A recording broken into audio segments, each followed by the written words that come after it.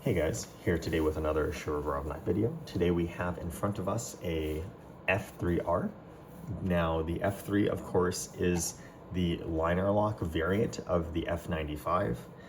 Now this particular model, the R in F3R stands for revised. So the previous generation of knives before, we have the NS, the Zeros, the Gen 5 111s, we had the kind of R series, the F95R, the Hati R, the F3R. So especially for the full-sized F95 size knives at least. This is the previous generation of the F3, superseded by the F3NS, which means that this model is discontinued. Fortunately, my friend was able to send this here for me to kind of clean up, so I thought this would be a great opportunity to do a video. Really appreciate that. But this knife came out quite a few years ago. I want to say in 2019-ish was when they were very popular, and it kind of pretty much brought the F3 and modernized it with a lot of things that we really take for granted nowadays. Internal handle skeletonization, or lightening done on the inside to reduce the weight of the knife. The MRBS pivot system with the steel washers to reduce wear in the titanium. A lot of things like that really were part of the revised update of knives. Taking a look at the previous generation before the F3R, we had single row ball bearing systems, perhaps maybe less complex blade shapes, milling. There was no skeletonization on the inside of the handle for lightening up the entire knife, so things like that. So really, I think the revised knives are really where the production knives start to resemble something similar to what we see now, just with the F3NS being a different design iteration.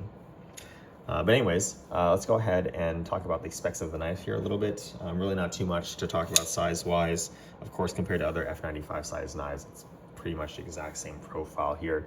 Here it is against a Hati Gen 3 and a Neon, which of course is going to be smaller.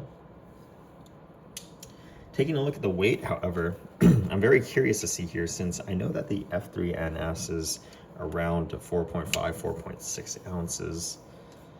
And the F3NS does feel a little bit slimmer in the hand, but actually here you can see that they do weigh very close to each other, if not identical. I can't really remember the exact weight on the F3NS, but given the fact that this knife does feel, noticeably thicker in the hand, it seems like the weight isn't impacted by very much. Now, taking a look at the blade here, you can see we have a very traditional blade profile. The F3R or the R knives was pretty much the last generation of knives to have this older F95 blade profile, which does have a straighter belly out here before the edge kind of moves up to meet the tip. We also have that older style jimping and blade flats arrangement here. As you can see, the blade flat just goes straight out, as opposed to on the newer kind of zero type blade profiles where the flat kind of curves upwards with the blade slightly. Taking a look at the jimping as well, you can see the older style revised knives just have finer jimping compared to the newer style on the zero. Aesthetically, I think that the zero blade profile looks better, but when it comes to actual functionality, the jimping here is actually very nice on those revised knives. Older F95s as well. You really can't beat this in terms of functionality. And actually, I wasn't able to do this earlier. It just feels really nice. Very, very functional jimping here. So some people actually really like that aspect of the older knives, something that you really can't get in the newer knives. They just don't grip the same way. They don't make them like they used to. In terms of the actual blade steel itself and then the blade profile for the blade stock, we have a 4mm blade, pretty much standard for all the knives of that era for the full-size knives. Of course, it seems like the workshop is moving towards 3.5, a thinner blade stock, which was previously considered thin back when these knives were around. And even 3.2, even thinner than that in some knives such as the 111 Gen 5.1. So we have a little bit of a thicker blade here on the older generation, and also the steel here being M390. There were actually 2 blade steels that were available for the F3R and the F95 and the Hati, M390, and also Van X37, which was a nitrogen-based stainless steel, so very corrosion resistant. And I believe the blade profile, or the actual flats profile, was different as well.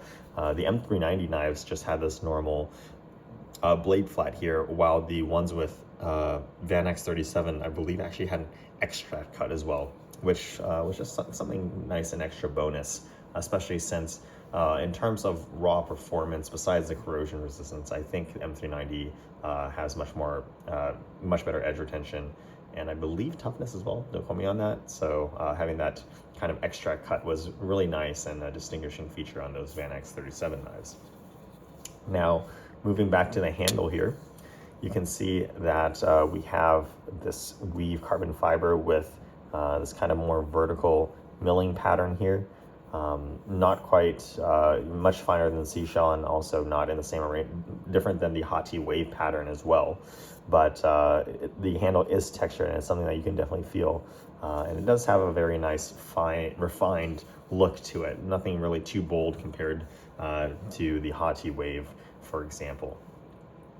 Now, these knives came in a multitude of colors. This one right here was the normal black standard carbon fiber, but there was also a red, white, blue, orange, and green carbon fiber variants as well. They were all weave carbon fiber, but they'd had colored epoxy. So give it a nice pop of color. Some of the colors look better than others. I want to say green was pretty hard to see. Red and blue were pretty standout.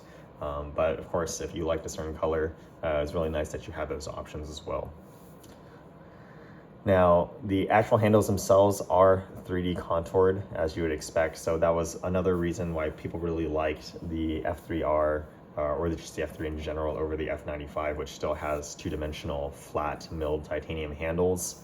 You can see here we do have some cuts here on the top and bottom corners of the knife. Just a nice aesthetic touch here, and the cuts right here are not milled with the same pattern that you see on the middle part of the handle. Of course, this being an older knife, we do have the older generation size screws.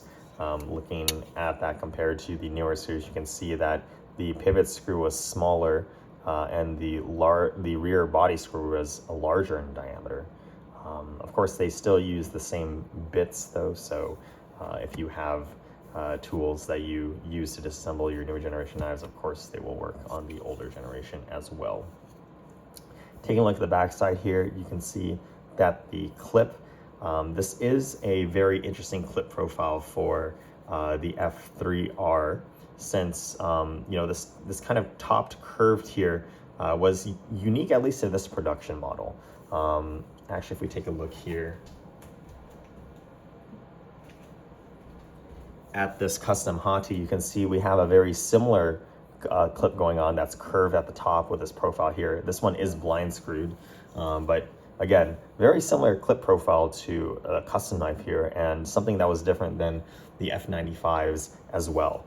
The F95s and even the current generation Hatis, for example, have this kind of clip that has much more angled top to it. So with the F3R, starting with the F3R, you started to see this change in the clip design towards something that resembled the clips on a custom division or a custom. And in fact, this was a very big jump as well, as the previous generation, I would say the generation 2 F3s, had this 2-screw clip arrangement where the clip actually had a recessed cut, kind of cut into the carbon fiber where it sat. Now, because the carbon fiber was recessed, the clip would sit lower into the handle, which would make it very difficult to actually clip the knife onto stuff. But as you can see here with the F3R, the clip stands off from the carbon fiber handles a decent amount here, which makes the F3R much easier to pocket than the previous generation of F3s.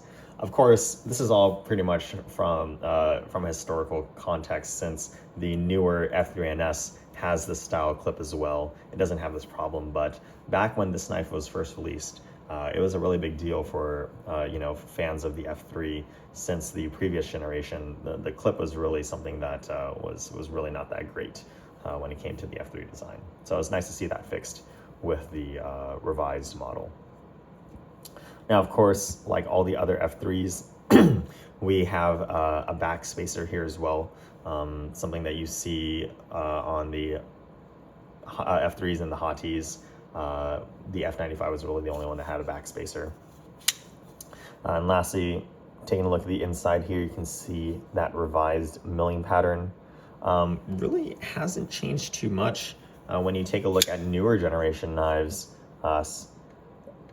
As you can see here, very similar milling patterns. Of course, for the Hottie R, we had a similar milling pattern as well. So it seems like the milling pattern for production knives haven't changed really in the past couple years.